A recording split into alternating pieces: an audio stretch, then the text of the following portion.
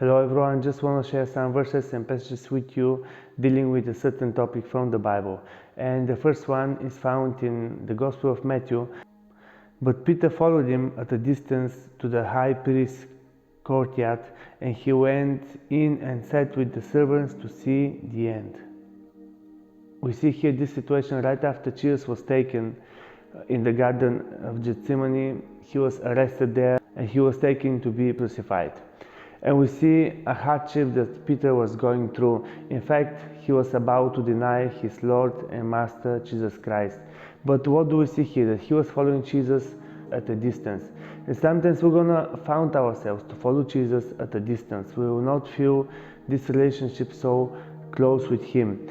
We feel as we are following from afar. We still feel him in our lives in a certain way. We still see him from afar, but we know that something is maybe not right because we're gonna be found afar from him. But we mustn't get discouraged. We have to carry on, we have to keep on praying, we have to keep on following him. Sometimes because of sin in our life, because of doubt we might have, or just because of a trial we're going through, we're gonna see our relationship to suffer with the Lord. But we need to carry on, we need to be encouraged and to keep on going forward. And the Christians really know when their relationship with the Lord suffers, when they're going through trials, when they don't feel so close to him. But sometimes it's not a matter just of feeling things. It's a matter of following the Lord for the right reasons. It's a matter to follow him because he is Lord. And he doesn't promise us to go always through easy situations. He doesn't promise us always an easy path.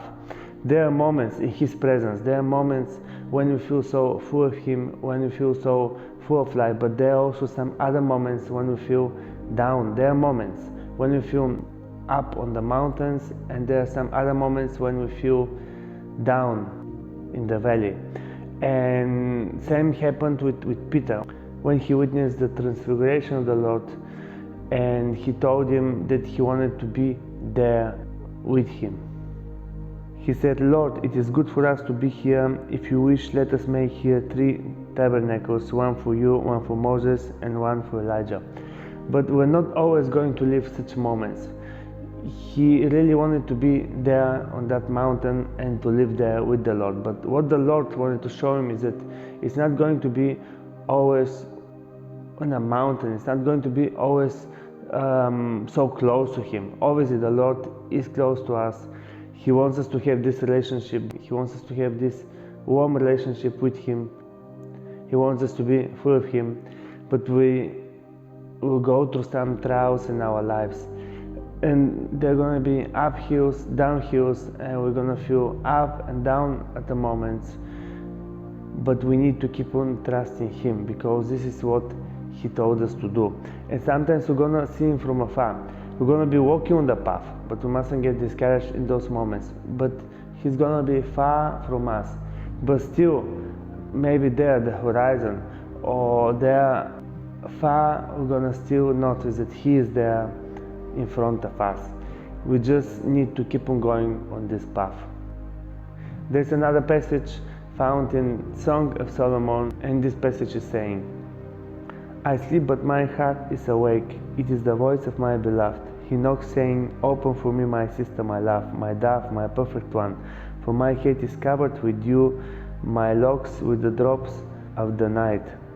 I have taken off my robe. How can I put it on again? I have washed my feet. How can I defile them? My beloved put his hand by the latch of the door, and my heart yearned for him.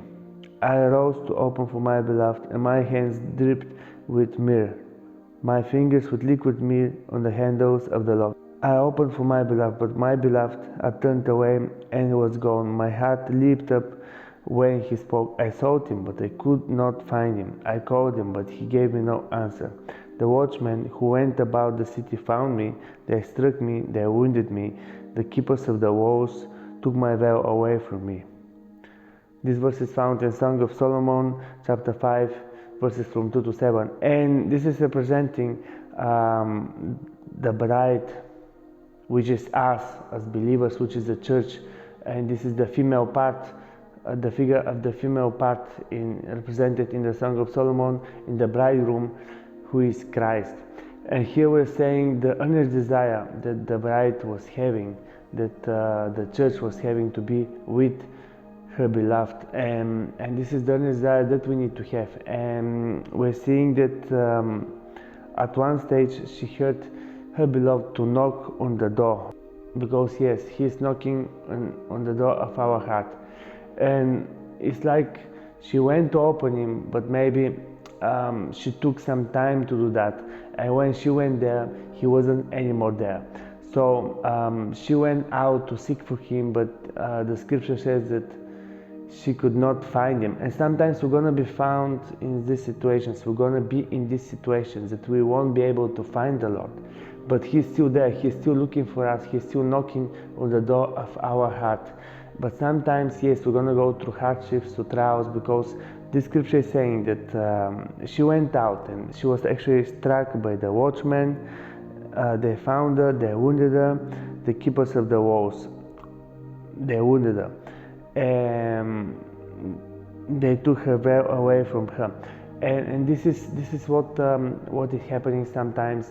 We're struck, we're going down, we're going through hardships, but sometimes the Lord is giving us signs that he's still there, signs that he's still there with us, that he's looking for us, like the knocks that she heard while she was in her bed, the knocks on the door, like the myrrh that she actually, the scripture says that that myrrh dripped from her hands when she went to open the door. So that was probably left from her beloved. But this is something small. This is sometimes we're going to feel a small portion of the presence of God.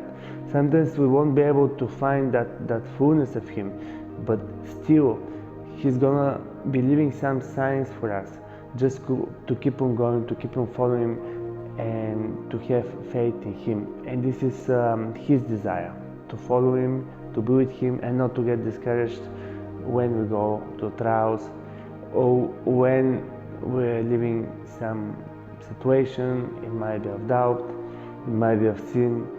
He wants to clean our hearts, he wants to work in us, he wants to mold us, because we are vessels in his hands. Thank you for listening, and subscribe if you want to receive more videos. Thank you.